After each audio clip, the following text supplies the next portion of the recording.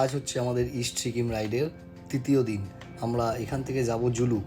তো তোমরা দেখতেই পাচ্ছ যে আমরা কেমন পরিস্থিতিতে দাঁড়িয়ে রয়েছি। এখানে প্রচণ্ড বৃষ্টি, তো খুবই ঠান্ডা পড়েছিল, তার মধ্যে বৃষ্টি।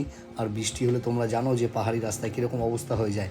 তো আমরা এখানে দাঁড়িয়ে আমাদের ড্রেস আপ চেঞ্জ করে নিলাম যাতে বৃষ্টিতে আমরা না ভিজি আর আমাদের লাগেজগুলো না ভিজে যায়।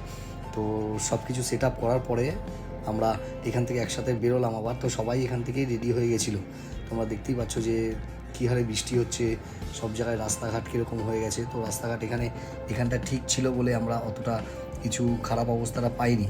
তো সামনে আরও রাস্তা প্রচণ্ড ভয়ঙ্কর হয়ে গেছিলো এই বৃষ্টিতে। তোমরা অবশ্যই জানো যে পাহাড়ি রাস্তায় ওয়েদার খারাপ হলে কীরকম হয়ে যায়। এই ওয়েদারে আমাদের অনেকখানি রাইড করতে হয়েছিল। তো এখান থেকে আমরা প্রায় 7-8 কিলোমিটার মতো যাওয়ার পরে আমরা একটা দাঁড়ানোর জায়গা পেয়েছিলাম। তো সেখানে দাঁড়িয়ে আমরা